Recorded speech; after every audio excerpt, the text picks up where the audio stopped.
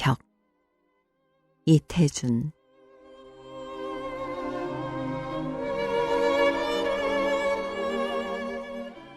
네 집에 가든지 좋은 벽면을 가진 방처럼 탐나는 것은 없다.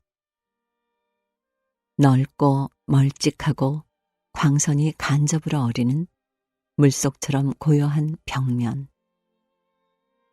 그런 벽면에 낡은 그림이나 한 폭 걸어놓고 혼자 바라보고 앉았는 맛. 그런 벽면 아래에서 생각을 소화하며 어정거리는 맛.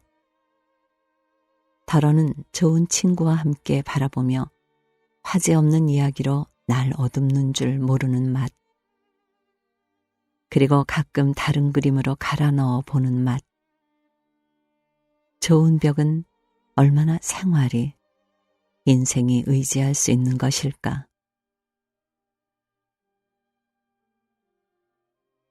어제 K군의 입원으로 S병원에 가보았다. 새로 지은 병실, 2등실. 세 침대가 서로 좁지 않게 주르르 놓여 있고 앞에는 널따란 벽면이 멀찍하니 떠 있었다. 간접 광선인데다 크림빛을 칠해 한없이 부드럽고 은은한 벽이었다.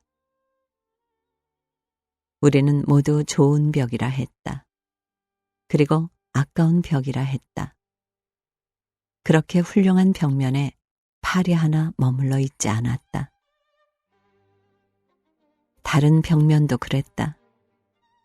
한 군데는 유리창이 하나 있을 뿐 넓은 벽면들은 모두 여백인 채 사막처럼 비어 있었다.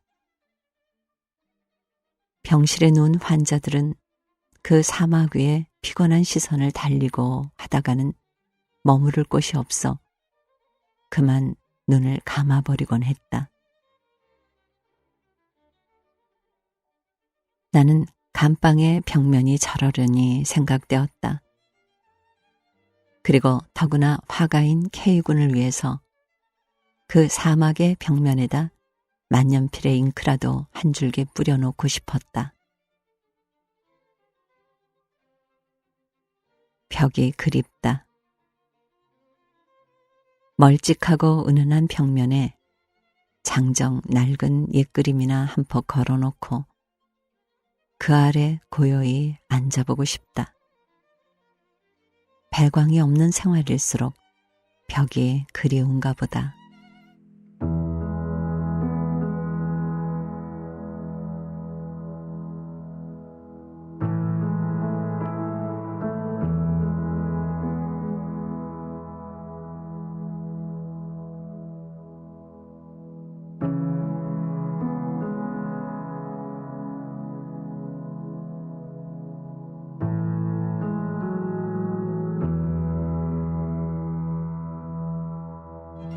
단념. 김기림.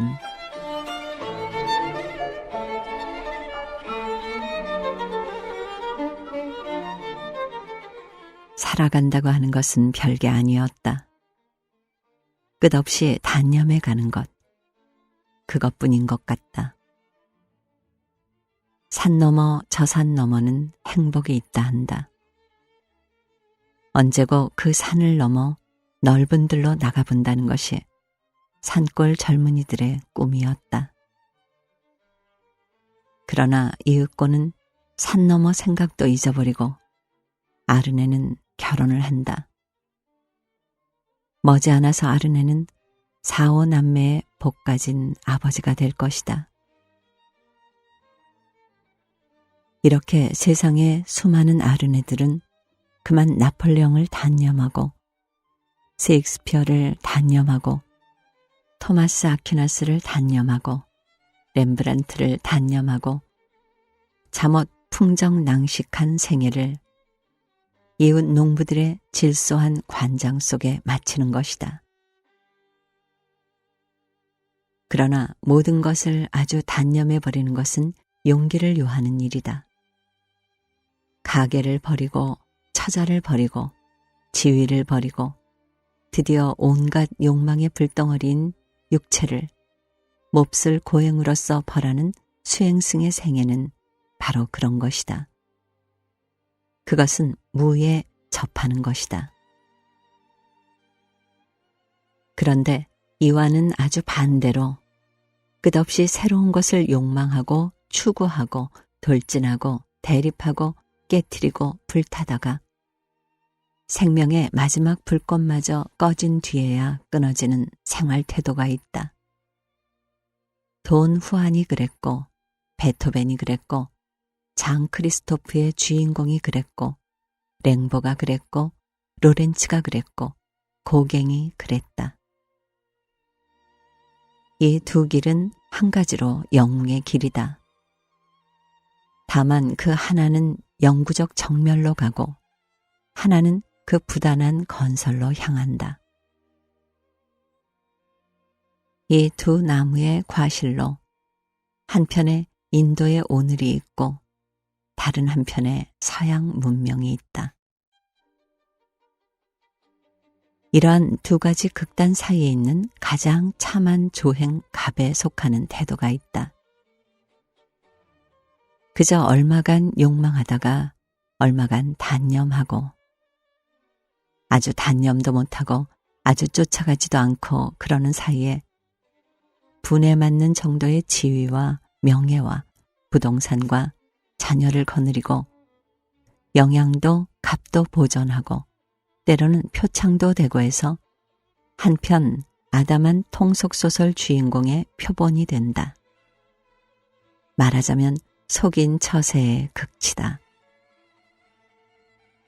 20대에는 성이 욕망하고 추구하다가도 30대만 잡아서면 사람들은 더욱 심하게 단념해야 하나 보다. 학문을 단념하고 연애를 단념하고 새로운 것을 단념하고 발명을 단념하고 드디어는 착한 사람이고자 하던 일까지 단념해야 한다. 30이 넘어가지고도 시인이라는 것은 망난이라는 말과 같다고 한 누구의 말은 어쩌면 그렇게도 찬란한 명구냐. 약간은 단념하고 약간은 욕망하고 사는 것이 제일 안전한 일인지도 모른다. 아름다운 단념은 또한 처량한 단념이기도 하다. 그러니 예술에 있어서도 학문에 있어서도 나는 나 자신과 친한 벗에게는 이 고상한 섭생법을 권하고 싶지 않다. 일체냐, 그렇지 않으면 무냐. 예술도 학문도 늘 이 두 단해의 절정을 가는 것 같다. 평온을 바라는 시민을 마땅히 기어내려가서 저 골짜기 밑바닥에 탄탄대로를 감이 좋을 것이다.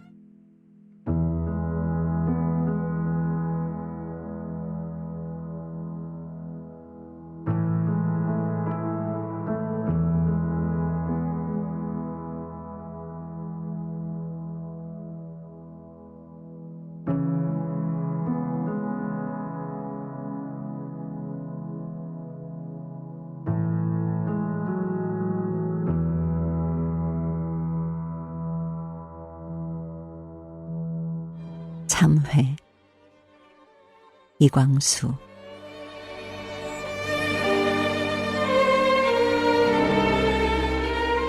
내가 스스로 중병이 들어 죽을 의심이 있는 때나 내 가족이 그러할 때나 나는 매양 내가 일생에 무슨 좋은 일을 하였나 하고 반성하는 것이 습관이 되었다. 내가 죽을 의심이 있을 때 일생에 한 좋은 일을 생각하는 것은 사후에 극락에 갈까 지옥에 갈까 하는 희망이나 공포 때문은 아니다. 나는 사에 대하여는 심히 활발하다. 극락 갈 욕심도 없고 지옥 갈 공포도 없다. 그러면 사후의 존재를 단정적으로 부인해서 그러냐 하면 그런 것은 아니다. 나는 사후의 존재에 대해서는 회의적이다. 있다고 긍정할 확신도 없는 동시에 없다고 부인할 근거도 없다. 그러나 나에게는 생의 윤회를 긍정하려는 내적 요구는 있다. 이것은 나의 조선인인 인종적 인습에도 인함이려니와 또한 나 자신의 특수한 이유도 있다. 그것은 첫째, 각 개인의 성격과 운명이 결코 동일할 수 없도록 차이가 있음과 둘째, 각 개인이 일생에 행한 선악이 그 생에게 완전히 보응되는가 싶지 아니합니다. 나는 70 가까운 늙은 구인 한 분이 아들과 싸우고 며느리와 싸우고 딸과 싸우고 모든 친척과 다 싸우고 남의 집을 살면서도 주인과 싸워 하루도 마음 편할 날 없이 지글지글 남의 맘을 끓이고 제 가슴을 끓이고 전전하는 양을 보았다. 그의 일생은 전생에 죄악의 형벌을 받은 일생이라고 밖에는 생각할 수 없는 것 같다. 이 문제에 관해서는 다른 기관에 좀 더 자세하게 내 생각을 말하려 하거니와 그러한 이유로 나는 생의 전회를 믿고 싶은 요구가 있는 것을 스스로 신기하게 여기는 사실이다. 그렇지만 내가 생명의 위기에 임하여 내가 무슨 좋은 일을 하였나 하고 참회적 반성을 하는 것은 결코 악도에 타락한 것을 두려워함에 인함은 아니다. 아니, 차라리 이 세상에서 좋은 일일진데 그것을 하기 때문에 영겁의 사막도에 전회를 하더라도 가면이 그것을 행할 욕망도 있고 용기도 있다. 못 믿을 내 생을 위하여 목전에 보는 현실의 선을 희생할 나는 아니다. 그러면 내가 참회적 반성을 하는 이유는 무엇인가? 첫째는 내가 내 눈에 보는 인류 동족들이 괴롭게 또는 옳지 못하게 사는 양을 도와주지 못한 것이 마음에 걸리는 것이요. 둘째는 내가 자녀에게 남겨줄 것이 적덕밖에 없거늘 그것을 못한 것이 마음에 걸리는 것이다. 나는 작년에 처가 난산으로 양계 생명이 위기에 빈하였을 때 나는 가장 엄숙하게 내 생명으로서 처와 및 아직 보지 못한 어린 생명을 대신할 것을 빌었다. 이렇게 빌기를 3번 했다. 그러나 셋째 번 빌 때에 나는 스스로 실망함을 금치 못했다. 대개 내 생명이 무슨 값이 있기에 두 생명을 사에서 구출하는 속이 되랴 하고 자반합니다. 그리스도의 생명은 전 인류를 사에서 구출하는 값이 되었다 하고 지장보살의 대공덕은 지옥에 빠진 어머니를 구출하는 힘이 되고도 남아서 그의 명호를 부르는 일은 누구나 제도하는 힘이 있다고 한다. 그러나 나는 지내온 생애를 돌아보매 무슨 좋은 일을 했는가? 남을 도와주기는커녕 남의 도움만 받았고 남의 괴로움을 덜어준 일은 기억하기 어려워도 남을 괴롭게 하고 슬프게 한 일은 10손가락을 몇 번 꼽았다 펼만하지 아니한가. 나 같은 것은 생명을 희생하기로 무슨 공덕이 되려고 생각할 때 슬펐다. 더구나 나같이 중병이 들어서 거의 다 죽게 된 썩은 새끼 같은 생명을 생각하면 스스로 고소함을 금치 못했다.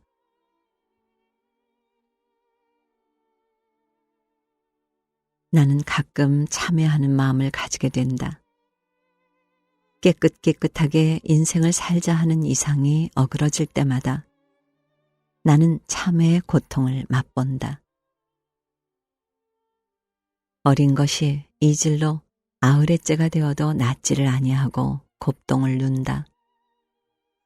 어저께는 3번만 누기에 안심했더니 오늘은 7번이나 누웠다. 먹는 우유가 소화가 아니 되고 몽글몽글 되어서 나온다. 점점 기운이 빠지는 것 같아서 슬프다.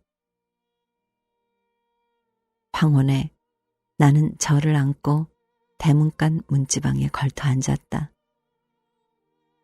길로 사람들이 지나간 것을 그 까만 눈으로 고개를 돌려가며 바라보는 것이 애처롭다.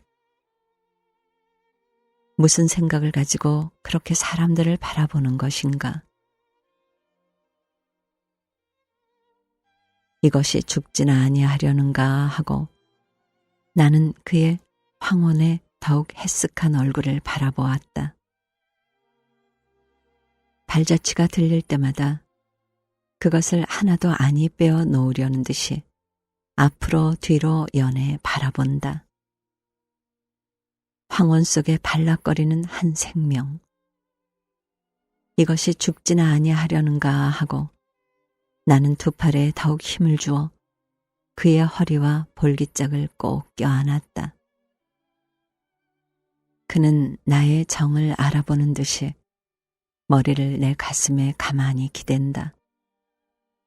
세상에 온 지 10넉 달 되는 어린 생명이. 그가 죽지나 아니할까? 몸이나 마음이나 그렇게 신비하게 아름답게 생긴 것이 그 속에 간직한 모든 빛과 향기와 힘을 펴보지도 못하고 죽어서 되랴. 그는 살기 위하여 난 것이 아닌가? 우주도 그에게 어떤 직분을 맡기려고 그를 나게 한 것이 아닌가? 그의 손은 반드시 아름답고 큰 무엇을 만들기 위해 있는 것이요. 그의 빛나는 눈은 우주와 인생의 진위와 미추를 분별하기 위해 있는 것이요. 그의 아직 조그마한 머릿속에는 인생의 슬픔을 제하고 기쁨을 줄 무슨 경험이 움돋고 있는 것이라고 나는 믿는다. 이것이 아비의 자식에게 대한 우치일는지 모르거니와 내게 있어서는 이것은 결코 환상이 아니요. 이 지구와 같이 실제하는 사실이다.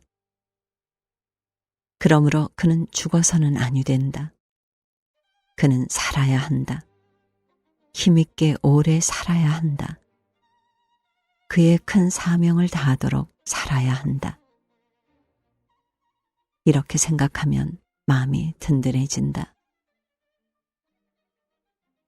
그러나 그의 병이 좀 더할 때마다 어버이의 가슴은 무거운 바윗돌로 내리 눌리는 듯하다. 그가 점점 조금씩 쇠약해지는 것을 어버이는 붙잡을 수가 없고 그의 연연한 창자벽을 파먹는 병균을 어버이의 하는 애로는 어찌할 도리가 없음을 볼 때 어버이는 오직 헬프리스한 비애만을 느끼는 동시에 자기의 죄를 참회하는 마음이 날카로워질 뿐이다. 남의 집 아이들이 병 없이 투실투실하게 자라는 것을 볼 때마다 그 부모는 죄가 없다, 나는 죄가 많다 하고 내 죄의 벌을 대신 받는 듯한 어린이를 보고 미안한 생각이 난다. 아까 그의 어머니는 장난감 염주를 그의 목에 걸어주며 아가, 너는 자라서 중이나 되고 자식은 낳지 말아라 하는 것을 들었다. 얼마나 자식 앓는 것을 보기에 가슴이 아파서 하는 말일까. 곧잘 아니 낳고 있다가 왜 이것을 낳았어 하고 한탄한 일도 있었다. 왜 그를 이 세상에 불러들여서 생고와 병고에 부대끼게 하는고. 말도 못하는 불쌍한 것을. 이렇게 나의 가장 심각한 참회는 어린 자식이 앓는 것을 볼 때에 온다.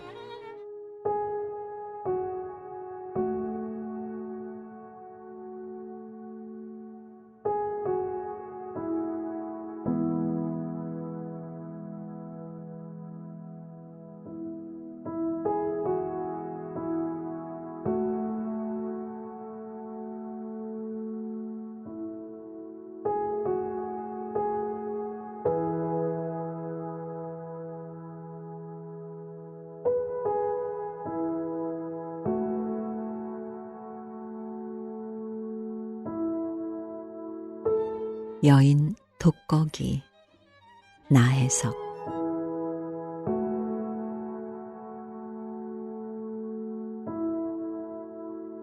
나를 그토록 위해주는 고마운 친구의 집 근처. 돈 2원을 주고 토방을 얻었다. 빈대가 물고 벼룩이 뜯고 모기가 갈퀴다. 어두컴컴한 이 방이 나는 싫었다. 그러나 시원하고 조용한 이 방이야말로 나의 천당이 될 줄이야.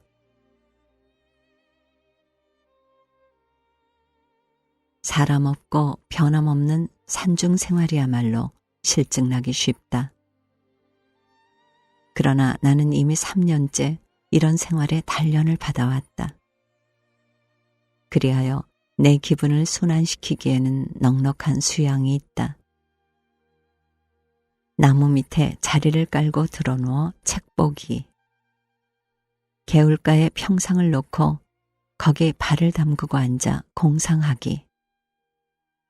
때로는 물에 뛰어들어 헤엄치기. 바위 위에 누워 낮잠 자기. 풀 속으로 다니며 노래도 부르고 가경을 따라가 스케치도 하고 주인 딸 동리 처녀를 따라 버섯도 따러 가고 주인 마누라 따라 콩도 꺾으러 가고 동자 앞세우고 참외도 사러 가고 어치렁어치렁 편지도 붙이러 가고 높은 베개 베고 소설도 읽고 전문 잡지도 보고 뜨뜻한 방에 배를 깔고 엎드려 원고도 쓰고 촛불 아래 편지도 쓰고 때로는 담배 피워 물고 희망도 그려보고 달 밝거나 캄캄한 밤이거나 잠 많이 올 때 과거도 회상하고 현재도 생각하고 미래도 계획한다. 고적이 슬프다고? 아니다. 고적은 재미있는 것이다. 말벗이 아쉽다고? 아니다. 자연과 말할 수 있다. 이렇게 나는 평온무사하고 유화한 성격으로 변할 수 있었다. 그러기에 촌사람들은 내가 사람 좋다고 저녁 먹은 후에는 어린 것을 업고 옹기종기 내 방 문 앞에 모여들고 주인 마누라는 옥수수며 감자며 수수 이삭이며 머루며 버섯을 구워서 구매구매 끼워 먹이려고 애를 쓰고 일하다가 한참씩 내 방에 와 들어누워 수수께끼를 하고 허허 웃고 나간다. 여기 말해둘 것은 3년째 이런 생활을 해본 경험상 여자 홀로 남의 집에 들어 상당히 존경을 받고 한 달이나 두 달이나 지내기가 용이한 일이 아니다. 더구나 임자 없는 독신 여자라고 소문도 듣고 개미 하나도 들여다보는 사람 없는 젊도 늙도 않은 독신 여자의 기신이랴. 우선 신용 있는 것은 남자의 방문이 없이 늘 혼자 있는 것이요. 둘째로는 낮잠 한 번 아니 자고 늘 쓰거나 그리거나 읽는 일을 함이요. 셋째로 딸의 머리도 빗겨주고 아들의 코도 씻겨주고 마루 걸레질도 치고 마당도 쓸고 때로는 돈푼 주어 엿도 사먹게 하고 쌀도 팔아오라 하여 떡도 해먹고 다림질도 붙잡아주고 빨래도 같이 하여 어디까지 평등 태도요 교가 없는 까닭이다. 그러므로 그들은 때때로 가시면 섭섭해 어떻게 하나 하는 말은 아무 꾸밈 없는 진정의 말이다. 재작년에 외금강 만산정에서 떠날 때도 주인 마누라가 눈물을 흘리며 내년에 또 오시고 가시거든 편지하세요 했으며 작년에 총석정 어촌에서 떠날 때도 주인 딸이 울고 쫓아나오며 아침에 가는데 나도 가겠다고 했고 금년 여기서도 겨울방학에 또 오세요. 간절히 말한다. 오면 누가 반가워하며 가면 누가 섭섭해하리 하고 한숨을 짓다가도 여름마다 당하는 진정한 애정을 맛볼 때마다 그것이 내 생에 무슨 상관이 있으랴 하면서도 공연히 기쁘고 만족을 느낀다.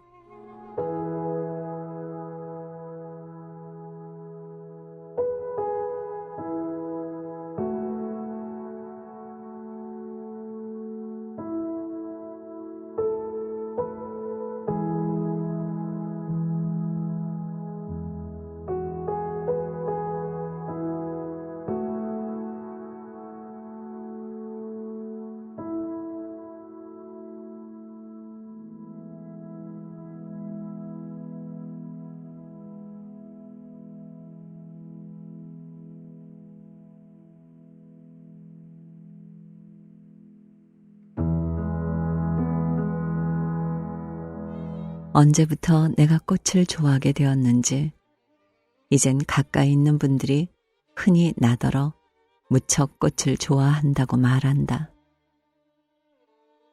지난 여름엔 이웃에 사는 모 부인이 도라지꽃을 내게 꺾어준 일이 있고 또 부인의 시모님에게선 해바라기 꽃을 선사받은 일이 있다. 이렇게 꽃을 주는 두 분의 고마운 맘씨가 나를 두고 별로 다를 게 없어. 나는 아름답고 건강한 부인이 고운 빛깔로 모양이 예쁜 도라지꽃을 주었을 때도 즐거웠거니와 이보다도 그 시모님이 주신 해바라기 꽃은 정말로 고마웠다.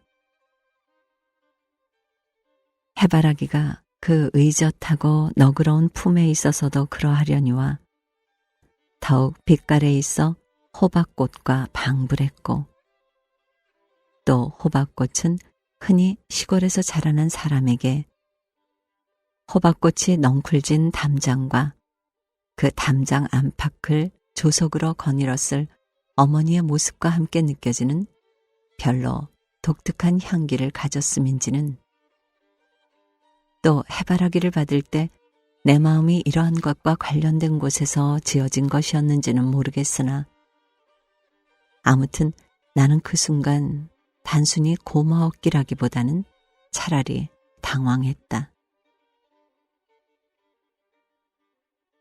종래로 내가 아는 좋은 어머니들은 따로의 꽃을 사랑할 줄 모르셨고 착하고 알뜰한 마음이 꽃을 이뻐할 고움이 없어서가 아니라 조석을 다투어 피고 지고 움트고 시들고 하는 못내 허황한 초아를 구태여 사랑할 겨를이 없었던 성쉽다.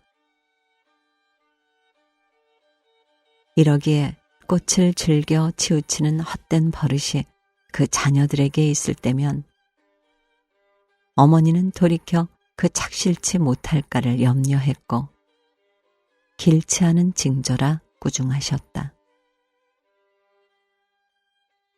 손녀를 업은 뒤춤으로 내게 해바라기를 주시면서 하도 꽃을 좋아하기에 하고 말씀하는 부인의 시모님께 담배를 꺼내 성냥을 그어드린 후 잠자코 앉아 무심히 내 뾰족한 턱에 손을 가져가며 가만히 어머니는 이미 내게 꾸중할 것을 잊으셨다 하고 생각을 하려니 어쩐지 나는 뭐가 몹시 언짢아져서 서러웠다.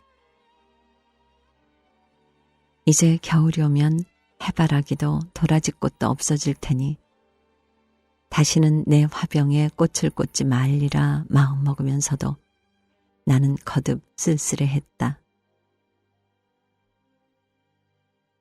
그 후 여름이 가고 가을이 와 내게 도라지꽃을 꺾어주던 부인은 시골로 떠나고 그 시모님도 내게 해바라기 꽃씨를 따주신 후 같이 떠나셨다. 두 분이 떠나신 후 가을이 짙어와도 나는 내 방에 별로 꽃을 두지 않았다. 어느 날 심부름하는 아이가 산에서 단풍을 꺾어왔으나 꽂지 않았다. 단풍이 빨갛게 이쁘듯 나를 향한 아이의 마음이 이쁠지는 모르나 역시 해바라기에서와 같은 향기를, 해바라기를 주신 분과 같은 마음으로 나는 단풍에서도 아이에게서도 찾을 수 없었던지 그냥 항아리에 담은 채 뜰안 한편에 버려두어도 내 마음은 무사했다. 어느 결에 겨울이 왔는지 올해는 유별나게 따뜻한 해라고 모두 신기해했다. 나도 이따금 뒤뜰로 나서볼 때가 있지만 귀가 아릴 정도의 추위란 별로 없었다. 산비탈이나 바디랑을 보아도 조금도 겨울 같지가 않아서 이따금 안개 낀 밤에 봄이 아닌가 착각될 때도 있다. 하지만 착각이란 마음으로 따져 스스로 부끄러운 경우가 많은 것인지 나는 곧잘 이러한 종류의 착각을 그 뒤에 오는 허전하고 서글픈 감정으로 맡겨버리곤 한다. 그러나 아무리 따뜻한 겨울이라도 역시 어느 곳에고 사나운 겨울의 풍모가 있었는지도 모른다. 나는 아까도 말했지만 지난 여름 해바라기 꽃 이후로 어쩐지 되도록 꽃을 가까이 말리라 마음먹었다. 시골이라 벗도 잘 볼 수 없거든 누가 꽃을 가져올 리도 없고 혹 내가 서울을 간데도 굳이 꽃을 살 리 없어. 이건 비교적 용이하게 이루어질 수 있었다. 그런데 실로 뜻밖의 일전 어느 분이 인편으로 내게 꽃을 보낸 일이 있다. 이리 되면 나의 심경의 문제는 둘째로 더욱 친분도 없는 분이라 먼저 고마워해야 할 일이겠으나 웬일인지 여기에도 뜻하지 못한 불행이 있어 그 꽃이 너무 밤늦게 먼 길을 오느라고 마침 그날 밤 추위에 그만 그대로 노상에서 얼고만 것이다. 집에 돌아온 후 꽃을 전하는 분의 애석해함도 애석해함이거니와 내가 보려니 백합 섞건 그 화려하고 이쁜 꽃잎들이 그대로 얼음이 질린 채 동강이 나 있었다. 좌우간 당황한 마음에 물을 갈아 병에 꽂기는 했으나 얼음이 차차 풀리자 파랗고 싱싱한 대궁은 그대로 푹푹 쓰러졌다. 안타까운 일이었다. 꽃잎이 이지러져 더욱 언짢았다. 기왕 얼바엔 동강이나 나지 말게 외투자락에 넣었던 것을 탓해보기도 했으나 죄야 그분에게 있을 턱이 없었다. 이길 아침 서울 갈 채비를 하고 있는 분에게 꽃을 주신 분을 만나걸랑 부디 꽃이 얼었단 말 말라는 부탁을 거듭 당부한 후 가위로 다 이지러진 건 그대로 중간 턱을 잘라내고 아스파라거스로 의지를 삼아 조심히 세워두었던 것이 그 후 일주일이 넘은 지금까지 내 책상 위에 꽂혀 있다.